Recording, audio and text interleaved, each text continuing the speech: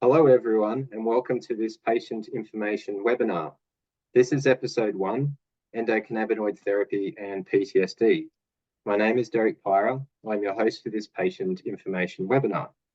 Before I hand the microphone over to our presenter, I have a few housekeeping items to cover about this presentation. First, today's webinar will be available on demand after the live session and is accessible through the same link you're using right now. Next, we'd love to hear from you during the presentation. If you have a question for our speaker, please feel free to send it through the Ask a Question tab at the bottom of your player. We'll be answering questions at the bottom of the session. If we don't get to your question during today's webinar, we'll be sure to follow up afterwards. And last, we'd like to encourage you to share today's webinar with your social networks using the hashtag #NoMoreZombieVeteran hashtags. The information presented in this webinar is not intended to be medical advice. We encourage viewers to seek additional information from the TGA website and your primary health provider. Our presenter tonight is Robert Collier. Robert is a geneticist with a remarkable 20-year tenure in the industry spanning the globe. Robert Collier is an esteemed keynote speaker and expert consultant in medical science, cultivar genetics, horticulture, and regulatory proficiency. Let's get started. Welcome, Robert Collier. Hello, everyone. Hope we're good this evening. I've devoted over 2 decades to exploring the potential of endocannabinoid therapy, particularly addressing PTSD among our esteemed service people. It's been a journey fueled by a passion for alternative therapies and the commitment to unveiling the therapeutic potential of the endocannabinoid system. Over the years, I've played a key role in pioneering initiatives that delve into the realm of endocannabinoid therapy, some specifically tailored to alleviate PTSD symptoms among service individuals. With a foundation established during my early cannabinoid education in the Rif Mountains of Morocco in the early 1990s, I've tirelessly traveled the globe to collect and preserve ancient varieties, breeding genetics, and crafting specialized medical varieties. That's it. Over the years, I've had the privilege of creating globally renowned varieties such as the Lemon SK, the NJ Kush, and medicinal Pacific strains like the RC267. My journeys have taken me across diverse regions, from California to Thailand, Colombia to Africa, Southeast Asia, all of North America, Canada, just to name a few. Yeah, one thing I do love traveling. That is for sure. And I have loved some of the experiences I've had in all of these locations around the world. Transitioning into the industry in mid-2003, I worked as a medical cultivator at the Cannabis College in Amsterdam. This was an instrumental phase, leading groundbreaking experimentation with different genetics and cultivation techniques. We meticulously curated and tested varieties in small trial groups, paving the way for the classification of varieties and identifying those with positive effects in patient trials. What was unique about the college was we got to work with all of the original individuals that were creating and crafting some of those varieties we're all familiar with today. We would then be able to look at and go, okay, this variety here is from Colombia. This variety here is from Afghanistan. This variety here is from Thailand. What are the traits about it? What are the characteristics about it? What cannabinoids can be found inside it, as well as what terpenes can be found inside it. This is what really led me into all of my research, and is something I have thoroughly enjoyed my entire life. From there, my endeavors expanded into the diverse facets of medicinal, including opening a hemp textile company in Ireland. I organized educational symposiums involving medical professionals and cultivar breeders, facilitated international distribution of hemp products, collaborated with pharmaceutical giants like GW, GSK, Pfizer, and engaged with governments worldwide on cannabinoid-related initiatives. In my pursuit of advancing medical use in Australia, I collaborated with microcultivators and contributed significantly to the legislation efforts through United in Compassion. This included aiding in developing the nurses training course for medicinal cannabis in Australia and working extensively with government bodies to drive education and policy reforms. Establishing a genetic company in Australia in 2017 marked a milestone. We can provide Australian facilities with an elite library of highly sought after and nearly extinct genetics. Our focus remains in specialised high-end sativas, some with flowering times exceeding 20 weeks, catering to the various facets of cannabinoid research.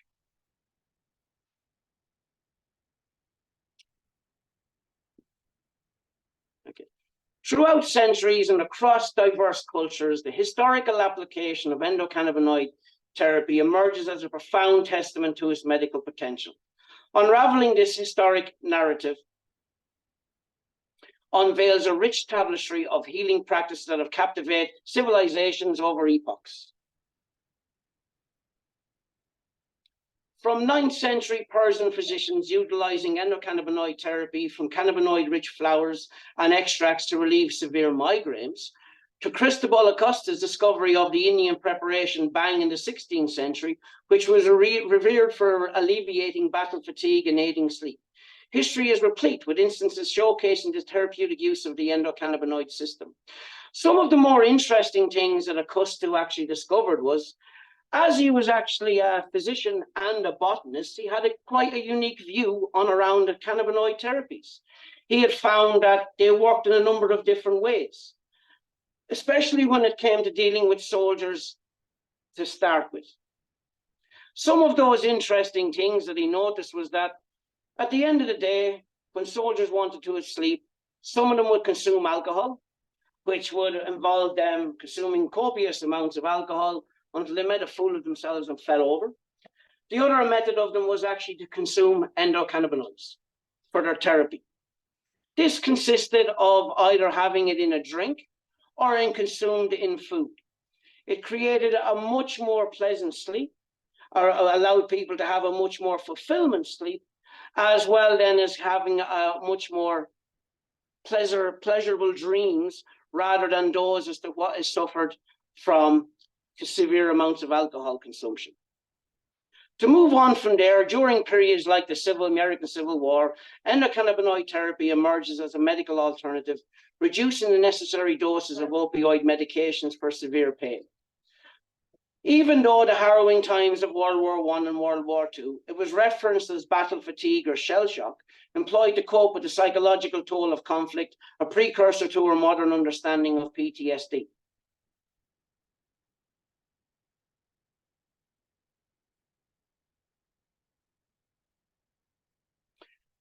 During the Vietnam War, American, Australian, Canadian, and many other soldiers sought relief from the traumas of combat by utilizing Southeast Asian endocannabinoid therapy.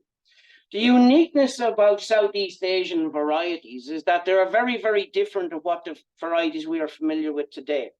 While most varieties that grow in the region of 8 to 10 weeks have a sedative effect, those that originate from Southeast Asia have much more of a stimulation effect. So they got people up around, involved in their day, and as well as giving them a much brighter review and outlook on life. While an awful lot of these varieties have been lost over time and have been changed, some of these still are evolved today. I myself have went looking for them recently and have found some notably exciting varieties that we hope to be able to bring back into the pharmacology as we move forward with endocannabinoid therapies. Notably, this practice persisted beyond the war zone, with many veterans relying on endocannabinoid therapy to cope with the post-traumatic stress stemming from their experiences upon returning home and dealing with what they had to deal with when they did return home afterwards. In Australia, those returning soldiers were believed to have started the local use of the therapy, but that's another story we're going to save for another day.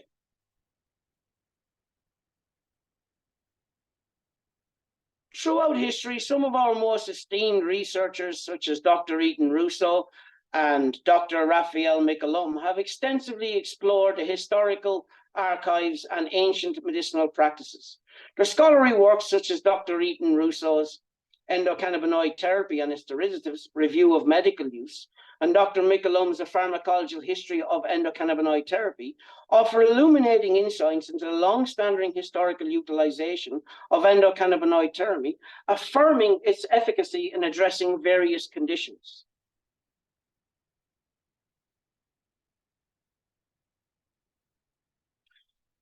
While others are often credited to the pivotal discoveries, it was actually William Brooke O'Shaughnessy who first rediscovered CBD in 1841. O'Shaughnessy conducted research in India, documenting numerous therapeutic values, including the cessation of convulsions in a child, contributing significantly to our understanding of endocannabinoid-based treatments. O'Shaughnessy actually spent a lot of his time actually going back and looking through the history of the Hindu text, as well as engaging with the Hindu philosophers and pharmacology. This is where he was able to note and see that many, many different varieties over the years had been used to treat many different conditions. Dealing alone with the landmass of India, the varieties that would be produced in North India, South India, or Central India would all be vastly different and would have anywhere from a flowering time from 12 to 18 weeks with completely different cannabinoid profiles as well as terpene profiles.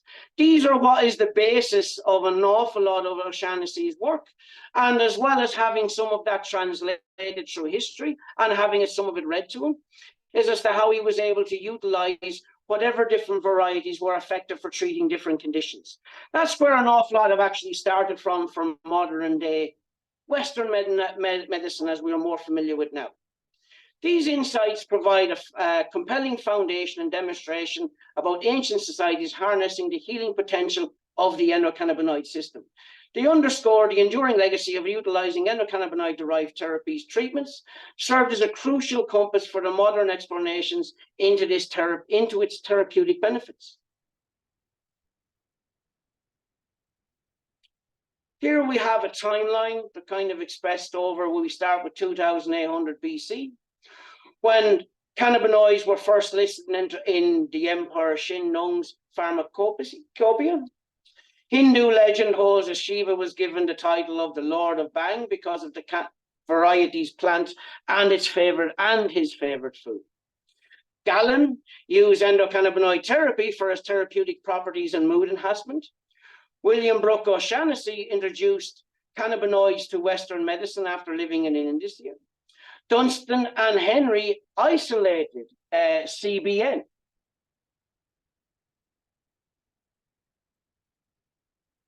The film a lot of you are familiar with is The Reefer Madness. This was a demonizing of cannabinoids. What else can we say about that? It's not exactly based on historical or factual information, but it did cause an awful lot of stigma to be produced around that we are still very, very familiar with today.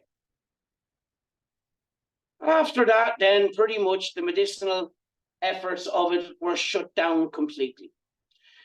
Although still some research continued, we had Adams and Taub independently isolate CBD in the 1940s, as well then as the McCallum isolating THC from going back into the mid-60s.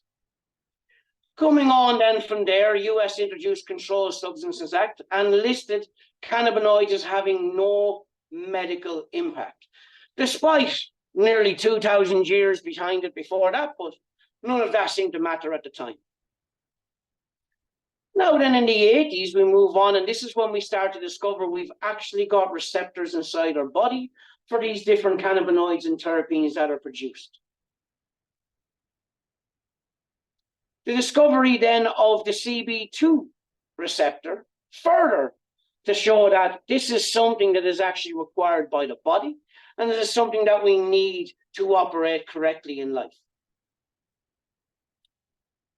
From there, we then independently, it was discovered the 2-ag receptor. And this continues on today as to even with recently, we believe that there's been another couple of CB receptors have been found inside the brain. California legislated then for the introduction of medicinal cannabinoids. And this is an awful lot of the work that was done in the modern day appreciation as to what's actually acceptable and what's actually not acceptable when we start looking at medicinal varieties.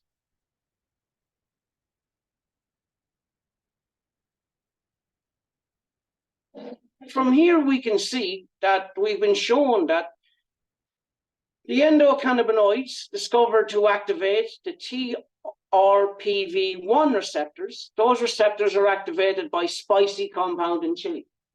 That is just one area that actually affects them. Endocannabinoids have shown to activate the GPR55 receptor, and CBD has been shown to alleviate schizophrenia symptoms in patients comparable to conventional antipsychotic drugs. In 2016, as to why most of us are all here anyway, is Australia legislated cannabinoids and its cultivation for medical purposes. And from there, CBD was demonstrated to reduce seizures in childhood epilepsy in a placebo-controlled trial. We'll talk more about placebos as we move along.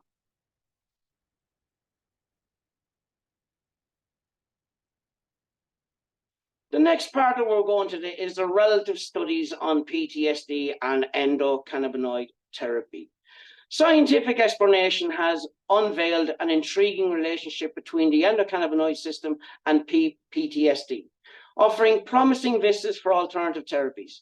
Studies delve into the correlation, shedding light on the potential effectiveness of endocannabinoid therapy in managing the intricate symptoms of PTSD.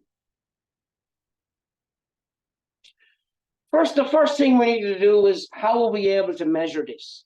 So in 1999, the Tufts University Department of Psychology in Massachusetts discovered that using neuroimaging techniques revealed the neural mechanisms associated with PTSD, offering potential for more targeted therapeutic interventions by understanding the neural correlates of PTSD symptoms.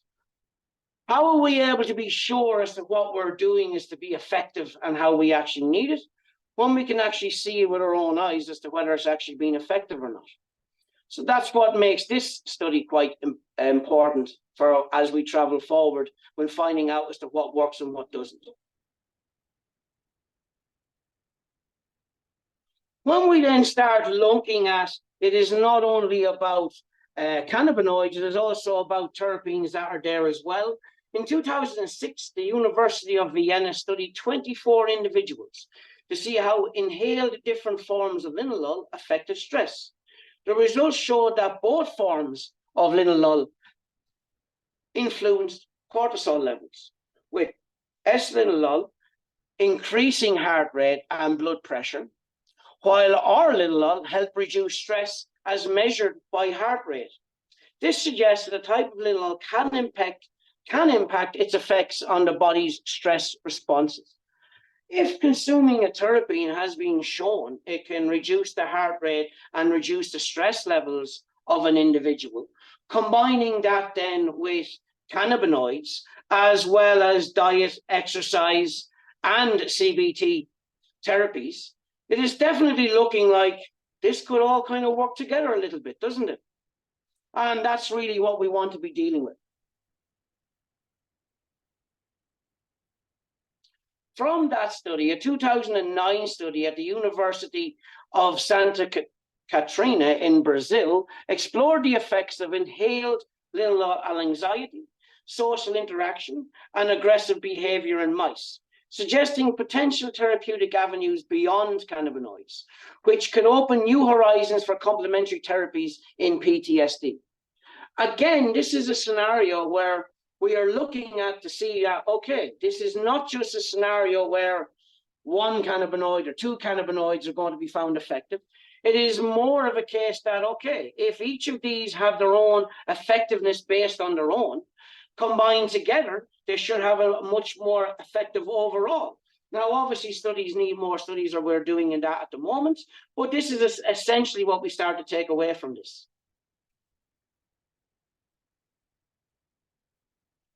A significant 2010 study by the Canadian Institute of Health research established the pivotal role of the endogenous cannabinoid system in stress adaptation, providing insights into potentially alleviating PTSD symptoms by manipulating this system. Now, there isn't a huge amount of information out there about the endocannabinoid system. We keep learning more and more every day. But what is for sure about it is that the endocannabinoid system definitely controls our stress levels. It can be also part of anxiety, help us sleep, help us interact, and as to how we would actually continue about in our day. The endocannabinoid system has so much of an effect on the body that it needs to be looked at as to how different cannabinoids and different cannabinoid preparations can affect people in so many different ways.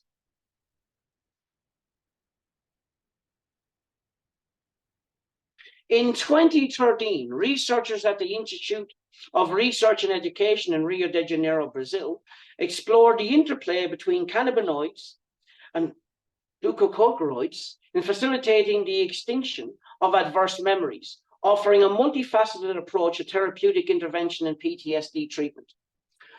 As we know, an awful lot of PTSD is that repetitive memory. Whatever shocking events or incident that caused this to happen and keep happening keeps recurring inside the mind. To move forward from that, we need to try and erase that memory, or at least when that fear response starts to come into place, that we can deal with it. So that number one, it is no longer being triggered for as long, or number two, it's not being triggered as severely, and number three, it's not being triggered as often. Now, something like that isn't something that we can kind of take care of immediately. It does require an awful lot more investigation, as well as ensuring that when we're using a variety, that the cannabinoid profile of it and the terpene profile of it are effective for what we're trying to treat as well. This is to ensure that, as we said, there's not just two cannabinoids out there, as we're all very familiar with. There's been over 120 cannabinoids discovered. And all of those will play a role in engaging with the endocannabinoid system that's available in everybody.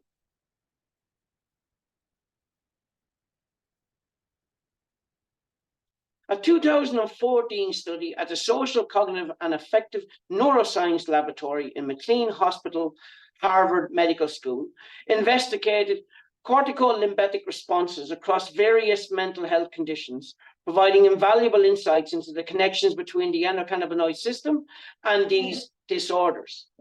Again, this is showing us as to how effective and as to how much of a role that is played by the endocannabinoid system and the interaction that we have from cannabinoids and terpenes into as to how we can manipulate and also cause that system to work much more effectively.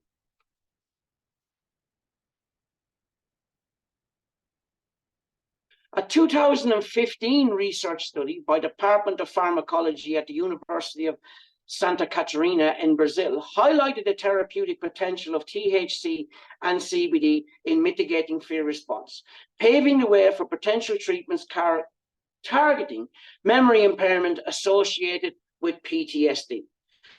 Now, it needs to be understood here a little bit that endocannabinoids are much more than just THC and CBD. While we have found that these alone can be effective, not necessarily going to work for everybody in every application. And that is something that we need to be consistent about when we're looking at all of these studies. When any of these studies are taking place, what was the profile being used? What was the delivery method? And what was used in conjunction with it? Was it a scenario that it was just THC or just CBD? These are sort of the aspects that we need to look at over a longer term period of time, as well as looking as to what profiles can be much more effective rather than just THC or CBD on its own, or even combined.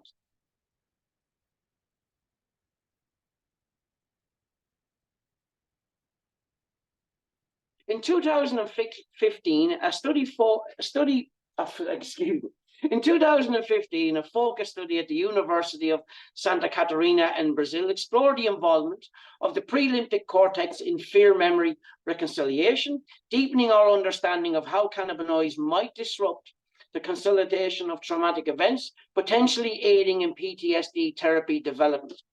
Again, more evidence to show that cannabinoids are effective for ending that fear memory. So whether that be a case that we're ending that on a slower basis, so that it takes longer to be triggered inside the body, for the long-term goal of it actually erasing the memory whatsoever.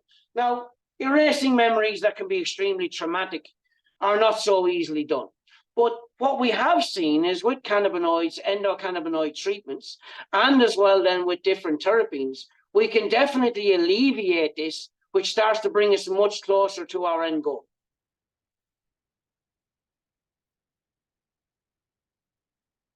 Studies from the same university in 2016 demonstrated the endocannabinoid system's control over memory extinction, offering potential therapeutic interventions for managing cognitive and emotional aspects of PTSD. So again, an awful lot of these studies have been done in South America to show us how effective that some of these cannabinoids are.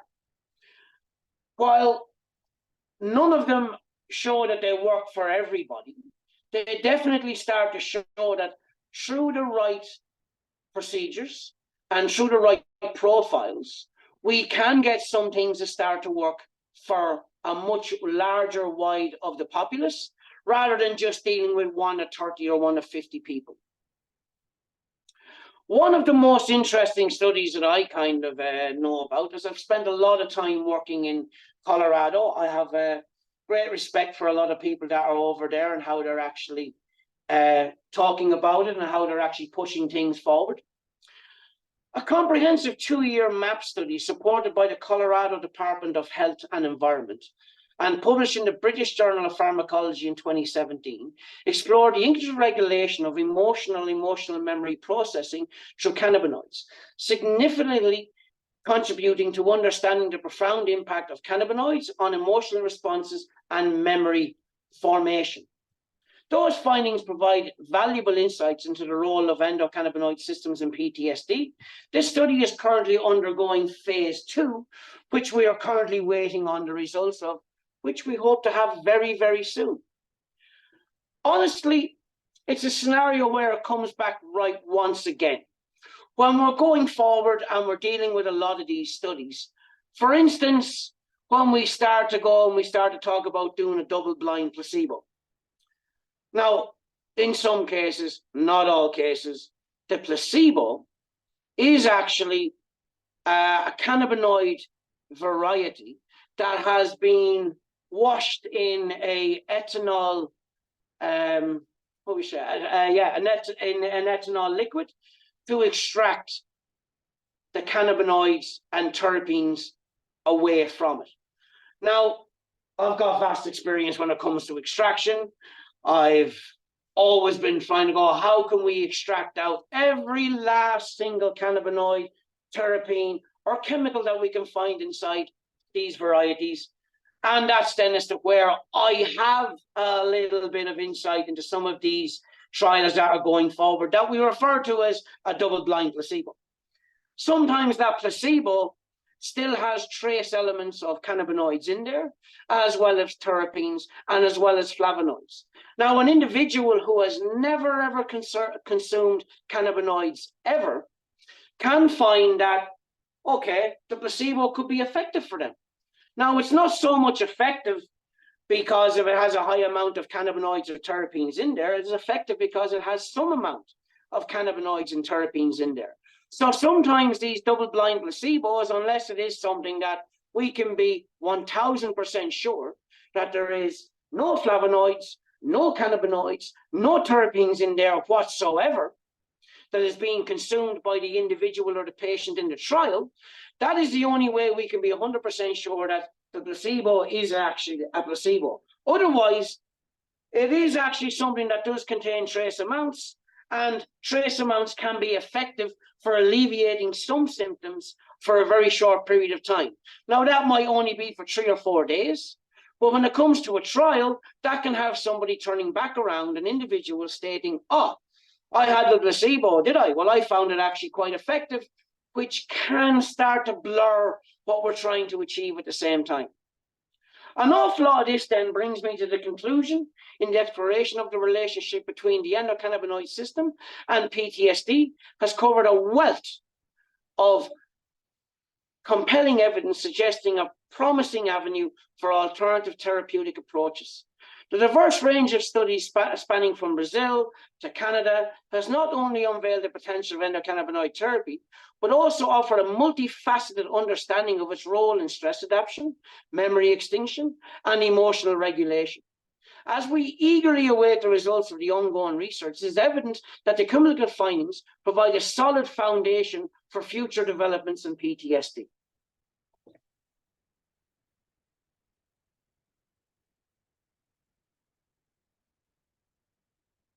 The next little area we're going to look at is to what areas Australia has actually been working in this. As we essentially, Australia is generally a newcomer to the endocannabinoid therapies and the cannabinoid varieties we're familiar with today. And we have Australians which are moving forward now to start doing some own trials. We've got doctors that are setting up their own individual little trials. And we've also then working with cultivators to ensure that the cannabinoids, the terpenes that are required to help in this area are actually available inside of what they're providing. So exploring the history of endocannabinoid therapy in Australia sheds light on its evolution and potential in addressing conditions like PTSD. Internationally, studies on its use in managing PTSD offer insights into its efficacy as a therapeutic approach. Australia's journey with endocannabinoid therapy reflects its global evolution within alternative medicine.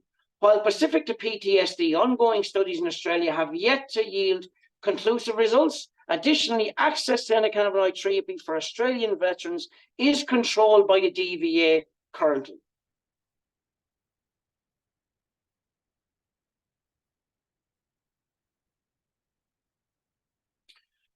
Yet studies such as the most recent conducted in Australia, the effectiveness and the adverse events of CBD and THC used in the treatment of anxiety disorders in a PTSD population. An interim analysis of an observational study at the School of Pharmacy, Faculty of Medicine and Health, the University of Sydney, present evidence supporting endocannabinoid therapy's potential in mitigating PTSD symptoms.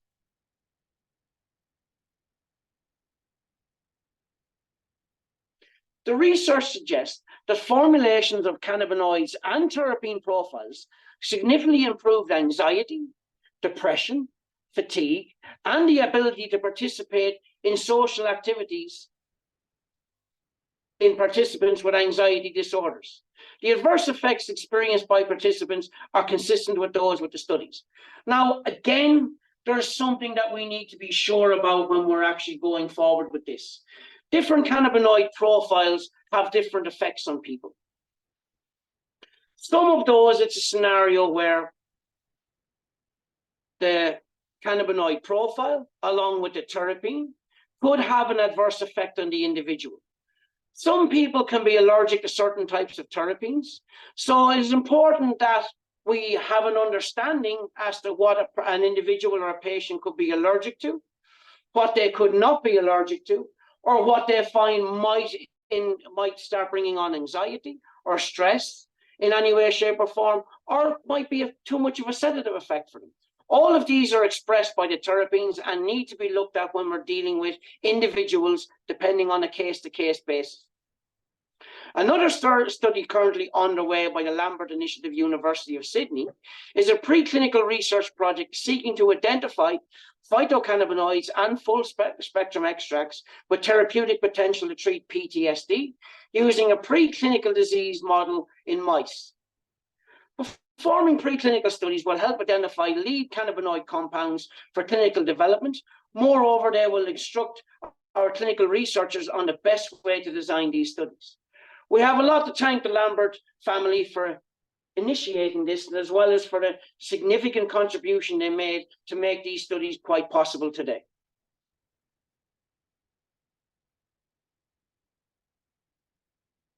By examining the historical context of endocannabinoid therapy in Australia and its application addressing PTSD worldwide, we gain valuable insights into the potential therapeutic value.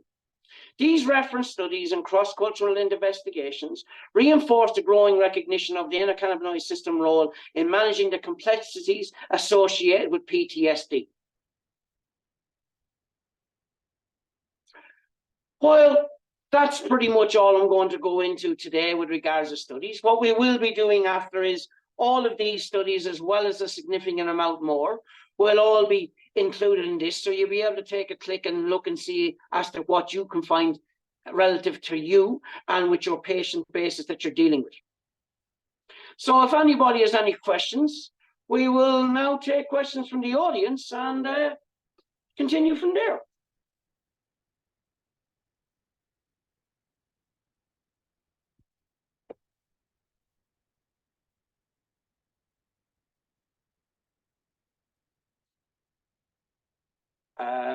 Yes, I believe, do we have some questions after this, guys?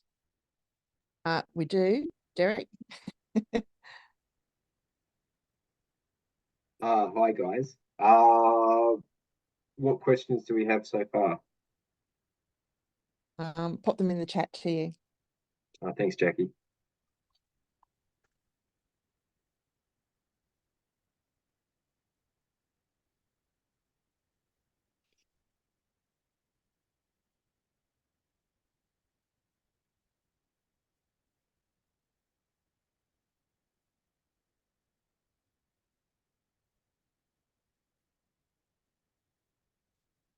Robert, we did have a question earlier in the chat about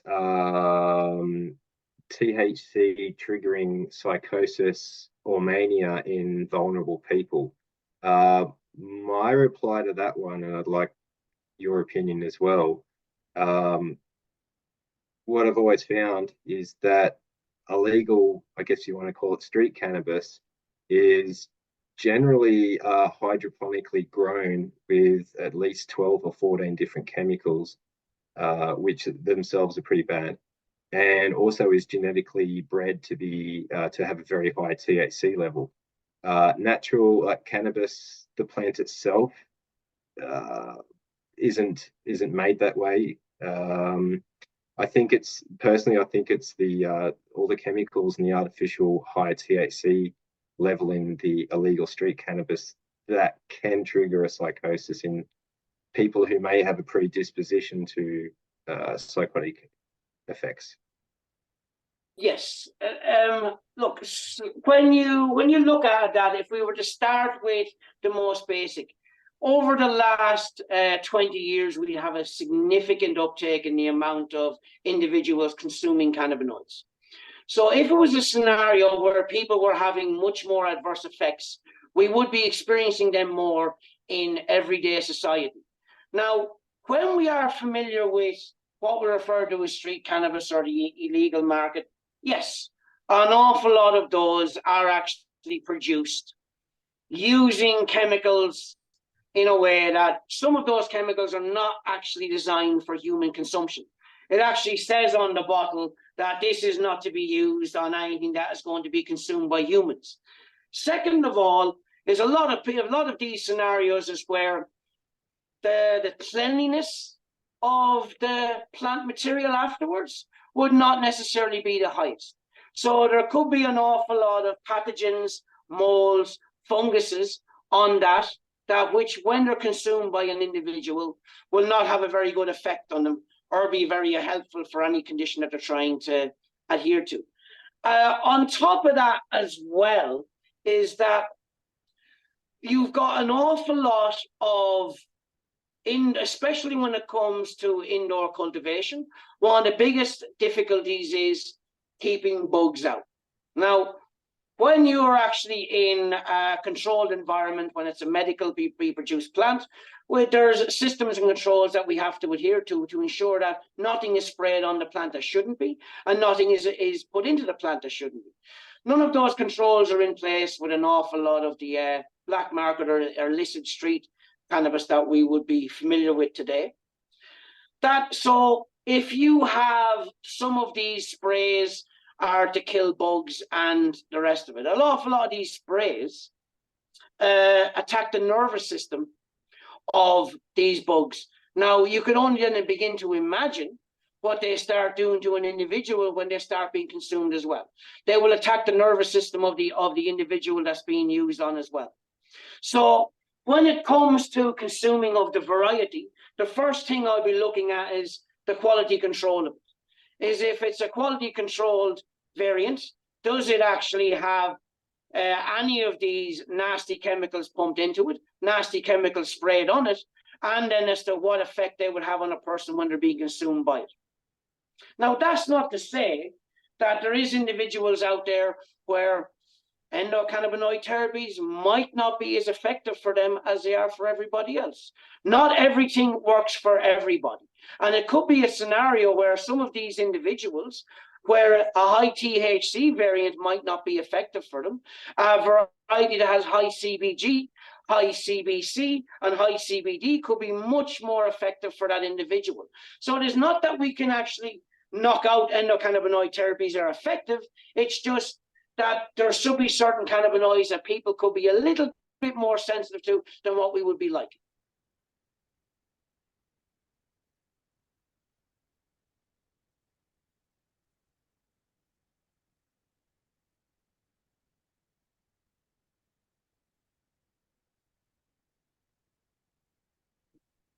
I think you're still on mute there. Sorry about that. Okay. Now, just checking through the chats, Robert. Yeah.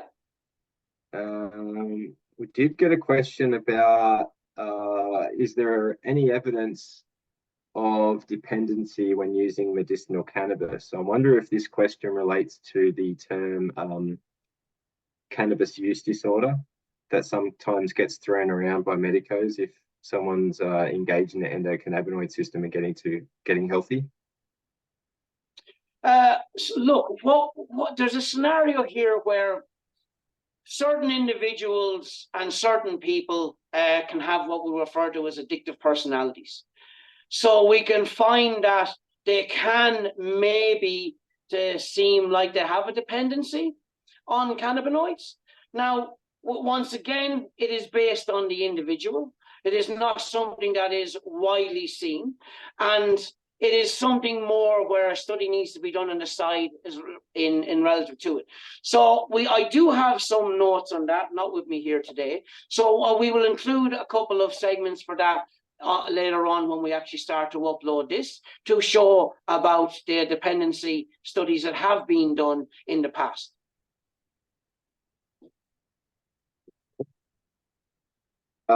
Robert, I think we've got time for another question or two. If you're ready, I've got another one here. Have there been any specific studies to see if cannabis flower would better alleviate symptoms compared to extracts or oils? Are you aware of any studies that show the differences between flower and oils and efficiency? Okay, yeah, to be honest with you, that's something that we're going to cover later on. So it is. We're actually going to have our third episode, which we're going to focus specifically on flowers, extracts, and different methods of consumption, so we can have that in all one type area for people to understand. Awesome. All right, another question we have there, what different types of cannabinoid products, variants, and flowers can be used for different conditions? Say, if someone has PTSD and ADHD, is there a variant that would work for that person, do you think? So when we start to look at PTSD and ADHD, we're not just dealing with one symptom. As you know, with PTSD, you're looking at anxiety, and it could be insomnia, It could be restless sleep. It could be fear mitigation. There's a number of conditions there that we were actually looking at. And the same with ADHD. So it is not a scenario where one size fits all. It is more that over the period of the day, there will be different endocannabinoid treatments that an individual will be looking at to maintain, whether it be to treat the PTSD or whether we're looking to treat the ADHD. We wish that it was a scenario we could turn around and go, hey, here's one little way of solving it. Here's the variety for you, and that works. If it was that simple, we'd have figured this out a long time ago. Here's an interesting question, Robert. Are DVA coming on board to recognise cannabis-based therapies, considering they already approve prescribing it for chronic pain and subsidise it for chronic pain? Sorry, I think I had a breakdown there, and if you wouldn't mind repeating that question. I glitched on my web thing. Yeah, we had a question about DVA. If they already approve cannabis treatments for some things, pain is the big one.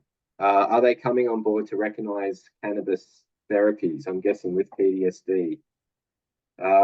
That's maybe one I could answer. I think that'd be more in your department, Derek. Yes. I agree. So for everyone listening, DVA, the Department of Veterans Affairs in Australia, currently approves and subsidises for veterans medicinal cannabis for one or two conditions, mainly being pain, chronic pain. So Veterans Affairs in Australia, DVA, have been advised that there is insufficient evidence showing they've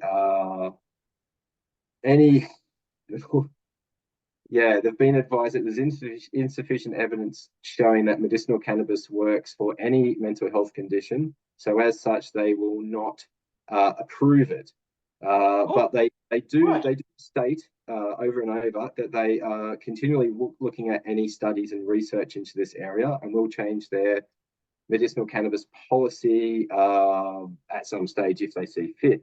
Now, that's all good and well. For those people who know anything about the No More Zombie Veterans campaign, we've been lobbying DVA for the past 3 years, and sharing, us amongst other groups, have been giving them so much information and studies, lived experience, showing firstly the effects, the positive, healthy effects that cannabis engages with the endocannabinoid system to maintain a healthy body and help with all the symptoms of PTSD and mental illnesses. And also we've been showing them the effects and the long list of adverse, severe and harmful effects caused by the currently approved psychiatric medications, anticonvulsants, mood stabilizers, antipsychotics, benzos, antidepressants, Z drugs for sleeping, all those things. A link to all these studies is on the No More Zombie Veteran website and signature page, campaign page. But yeah, we're hoping the No More Zombie Veteran campaign is hoping to, this year at least, change that policy with DVA so that all veterans with PTSD and traumatic brain injuries can access subsidised medicinal cannabis through DVA instead of being stuck for years and decades on ineffective and very dangerous psychiatric medications. So yeah, stay tuned. If you haven't already, subscribe to the campaign, and yeah, we'll keep everyone updated. And I'm sure you'll see in the news when we do get it cleared by DVA, hopefully this year. Yeah, we will look, when we start to look at it from a very, very basic thing, yeah. When we look at our veterans, when we look at what they gave up and that we get to live and we get to sleep our nights with a nice peaceful sleep, knowing that we got these people out there protecting us, the least we can do is ensure that these people have a proper night's sleep as well. And now, you know, if you look at you're a veteran yourself, you understand exactly when I say this. One of the most important things people can have in life is a good night's sleep. Okay, so for anyone who's simply able to, whether it be making sure that they can sleep properly all night, not suffering from traumatic reoccurrences of nightmares, and actually being able to get to sleep and not suffering from anything with insomnia in the first place, should be a first base of call, really. Like, in all honesty, That's my opinion on it anyway, and that's where I stand with that. Indeed, indeed. We've got a question here. Are doctors educated on the different variants? And is there a way to guarantee that a person would receive the best quality product to meet their needs and not a subpar product from the pharmacy? Right, okay, that's like, okay, we're probably going to upset a few people here now, but we're going to tell the truth anyway. That's the way it is. Look, at the moment, there's an awful lot of product that's being imported from overseas. Now, the problem with that is it's very, very simple and it's very, very basic. And doctors, physicians, nurses, it doesn't matter. If you're anywhere in the health industry, you know exactly that when it comes to a medication, it needs to be consistent. That's the first number one thing. So what we find is that, yeah, we have individuals that are prescribed a variety by their doctor. They go home, they find after a couple of weeks, you know what, this is actually beginning to work for me. This is actually being quite effective for me. So then they go back to their doctor to get the script refilled. It's not available anymore. Now all of a sudden that variety isn't there, but now we've got something else here in front of you. Now, is that the same profile? Does it have the same cannabinoids? Does it have the same terpenes? As this went through the same control, is it even coming from the same region or same laboratory that was growing the last one? So if 1 month you've got a variety from Canada, and the next month you've got a variety from South Africa, and then we got a variety from Colombia, and everyone's going, oh, this is what's inside it. Well, where's the consistency there? Like, and you will find as well, like with doctors in Australia, like, and the prescribers here, they want consistency in their product. And they want to know that when they're prescribing it in January to their patients, that when they need it in June as well, it's going to be the exact same product, providing with the exact same benefit. While if we're in a scenario where every month it's a different thing as to what a patient is consuming, how on earth are we ever supposed to see exactly what has a long-term effect and provides long-term relief to the patient? So while Australia is moving towards making the importation more difficult, it has to meet the same standards of Australia, that means nothing if the product they're going to import every month is very, very different. And as well, like, we need to look at it is, okay, are some of these products actually being brought in to be helpful for people? Or are they being purchased at $1 a gram and then being sold off for $15 to $20 a gram simply to make a profit, while we're being told they're effective in any way, shape, or form? Now, an awful lot of that comes into play with regards to COA that are being provided to doctors and the rest of it. And there's some clinics, some that I work with down in Melbourne, which are making sure it's not just the COA. Yes, the COA is important, but it needs to contain a full plethora of cannabinoids that are in there, as well as the terpenes that are in there, the microbial count that's on the plant, as well as what was used to produce that plant. So that doctors can actually look at it and go, okay, here's everything that's inside it. We know exactly what's there. And am I going to have this consistent product that's done? Which then brings us all the way around as to why exactly that endocannabinoid treatments are actually falling out of favor over the years sometimes. And some of those as simply as a fact is that the seasons are different. So the seasons we have here in Australia 1 year is different as to what we have the next. So when you have a product that's being produced consistently, it is not going to be consistent if the flowering time can vary by a week to 2 weeks on a seasonal basis. The cannabinoids, the terpenes, and all the chemicals that are being produced inside that plant are not going to be consistent. So that is the long-term view that has to be taken by Australia. And honestly, they probably won't be liking this, but I put that into the hands of doctors and the physicians, that they need to be going back to the producers and demanding there is consistency here in the product, and it does what it says on the tin each and every time. Good answer. Question here. How do cannabinoids interact with other medications such as thyroid pre-diabetic medications?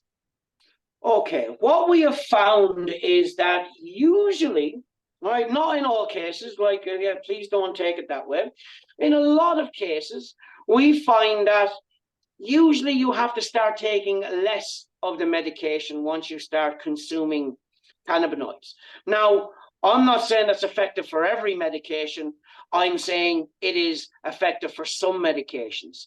Like, for instance, when we are looking at epilepsy or whether we're looking at opioids and a couple of different things, we find that once people are consuming cannabinoids, the required level of other medications can be less. Now, this can be very, very effective because you are now having a much more longer effect from the other medication, as well as having a reduced buildup and resistance to the medication because you're using smaller amounts of it. Now, what we will do is to make sure that we are correct in what we are saying, I will look in to see what I can find, what notes I have with regards as to what works and what doesn't. Some of those could be good, some of those may not. I agree with you there, Robert, about the interaction of cannabinoids with other medications. My own personal experience with psychiatric mental health medications, the whole gamut of them, is that when I was on for over 15 years, very, very high levels of, dangerously high levels of all those drugs, the antipsychotics, the mood stabilizers, everything, that once I started using a tiny, yeah, sorry. Yeah, sorry, yeah, like I said, these mood stabilizers and antipsychotics, how many of those actually gave you the feeling of suicide? I was never suicidal until I started taking mental health medication. And then I became a very suicidal person. But I did find what we were saying before, that when I started using what was then street cannabis, but I was at least getting some cannabinoids into my system, my psychiatric medication dosages started dropping to the effect that over about 5 years, I was able to wean myself off the psychiatric medications. This is what I did. This is all information only. But compared to where I was and how I looked and how I functioned compared to now, it's two different people. Good. So you can see the long-term benefit of endocannabinoid therapies based on just your own experiences and those around you. Based on my own experience, yeah, I can say that it's helped.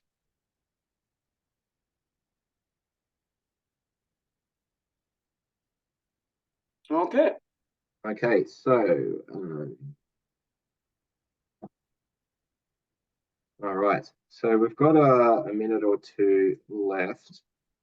Yeah. Let's have we got some other questions there we can probably cover. I have a question about diet. Does diet help with endocannabinoid therapy? Yes, like, yeah, what we have found is there is certain, we wouldn't recommend people consuming vast amounts of cannabinoids on an empty stomach, for instance. So it wouldn't. We always find that we find it most therapeutic when it's done in conjunction with a healthy diet and exercise as well. It's not just a scenario where we can decide that, oh yeah, okay, here we go, cannabinoids are going to solve everything. That would be a wonderful scenario, but it's simply not true. It is more of a case of when it's working in conjunction with diet, exercise, and as well then as CBD therapy, we can find it has a much more beneficial overall holistic help to the system. That's all right. Okay. Questions? All right, well, final question possibly. With thousands of Australians using medicinal cannabis, why are we not hearing cases, success stories and successful cases of this? Well, you know what? I guess the simplest way to add that was if there was a forum put together for people to actually write down their experiences with regards to it, that would pretty much answer that, wouldn't it? Like, really, the scenario is like, is to talk to doctors with regards to that. If doctors were not finding it wasn't working, they wouldn't be continuing to prescribe it. It would be a scenario where they're kind of going, okay, you know what? This is not so much what we thought it was going to be, and would go back to dealing with conventional medications. When we have a lot of doctors and prescribers here in Australia, which have found it, and some even state for it to be some of the best medication that we actually have available, that's their words, not mine. It is definitely shown that there is an awful lot of therapeutic benefit in it. Now, we still have a long way to go. We've only started this journey here in Australia, and there's a lot more that we need to learn, and there's an awful lot more that needs to be discovered about endocannabinoid therapies as we move forward into the future. Fantastic. All right, well, Robert, we might wrap that up there at 7:07. I'd like to thank you, Robert, for coming and talking to everyone. The next webinar is in a month's time on the 20th of Feb, be at the same time. And I believe it'll be the same link. We'll be sending a new link if needed. Thank you, everyone, for joining us. And yeah, we'll see you all at the next webinar. Nice one. Thank you for having me, and thank you everyone that tuned into us today. We understand you are all busy, and we really appreciate the effort. The most valuable thing you can give somebody is your time, so we really appreciate it. Thank you.